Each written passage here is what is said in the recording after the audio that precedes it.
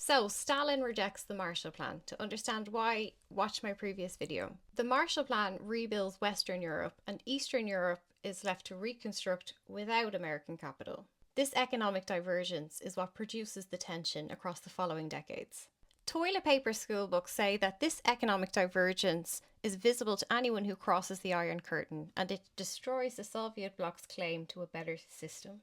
This ignores the three layers of manufactured disadvantage and positions Russia as incompetent. Firstly, as explained in the previous video, most of the fighting during World War II happened on the Eastern Front. The USSR lost 27 million people during World War II, compared to the 500,000 casualties to the United States. Eastern Europe was completely flattened. The fighting had destroyed all infrastructure. They had no industrial capacity. Then the Soviet Union does something that compounds the problem for Eastern Europe substantially. They stripped Eastern Europe of its remaining industrial capacity as reparations. At Yalta, the Big Three had agreed that Germany would pay reparations. The Soviets asked for $20 billion total, half to go to the USSR. The Allies agreed that each power would take reparations from its own occupation zone. These were already very uneven figures considering the scale of damage that the USSR had incurred during the war. And as they had walked away from Bretton Woods, there was no outside capital coming.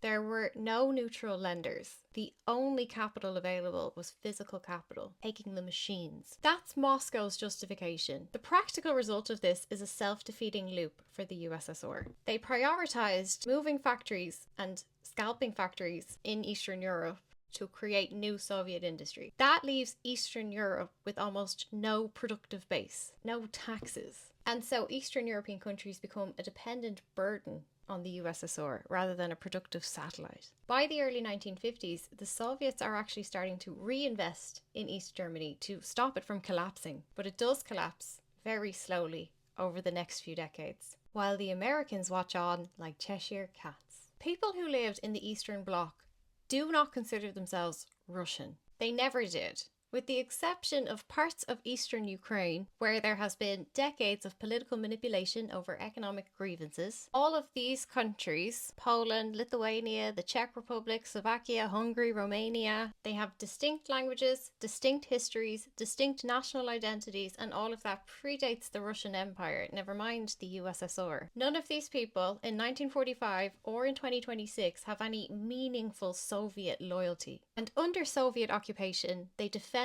their identities daily for decades against a system that was actively trying to erase them. When the states that border Russia push for NATO inclusion and expansion, it is because of this specific institutional memory of a documented experience. Poland had already lived through the Russian Empire, the Prussian Empire, the Austrian Empire, then the Nazis, then the Soviets. During this period, Polish children in Warsaw were forced to speak Russian, to do school in Russian. Polish language publications were banned. Resistance fighters who had spent years fighting the Nazis were arrested, tortured, and executed by the new regime as enemies of the state. Yet Polish national identity survived through it all, as did Ukrainian national identity, as did Lithuanian and Latvian and Estonian national identity. People in Eastern Europe do not have a paranoid fear of occupation, they have a living memory of it. It is their grandparents' direct experience. They don't care about the structural disadvantages that the Marshall Plan put Russia at. They care about never having to live behind the Iron Curtain again. These states do not have experience of Russian culture. They have Slavic solidarity. Their relationship with Russia is explicitly extractive. They feel about Russia how colonized nations feel about the British Empire. The Eastern European fear of Russia is legitimate, evidence-based, and rooted in their lived experience, but it is also systematically exploited by the arms industry. While Eastern Europeans had every reason to fear and hate Russia, Washington arms dealers also have every reason to ensure that Eastern Europeans never stop fearing or hating Russia. The irony of this is, it is NATO expansion that is triggering Kremlin hostility. The safest way to protect Eastern Europeans from Russia is to stop putting weapons on their border. In 1997, the six largest US defense contractors, Lockheed Martin, Northrop Grumman, Raytheon Boeing, McDonnell Douglas and General Dynamics spent over $51 million lobbying for NATO expansion to Poland. Not for security reasons, for market access. Every new NATO member must invest in its military equipment,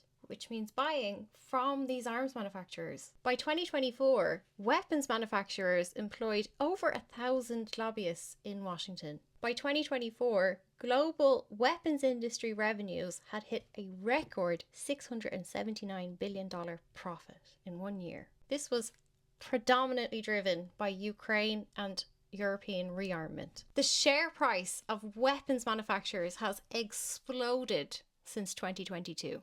NATO was founded in April 1949, 4 years after the Soviet Union was the Allied power who broke the German army. The Soviet Union is not invited to join NATO. It is the reason NATO exists. It's from this point on that Russia is the named threat that justifies the expansion of the permanent military-industrial complex. On the 17th of January 1961, the US President Dwight Eisenhower gave a stark warning about the military-industrial complex. Until the latest of our world conflicts, the United States had no armaments industry. American makers of plowshares could, with time and as required, make swords as well. But we can no longer risk emergency improvisation of national defense. We have been compelled to create a permanent armaments industry of vast proportions. Added to this, 3.5 million men and women are directly engaged in the defense establishment.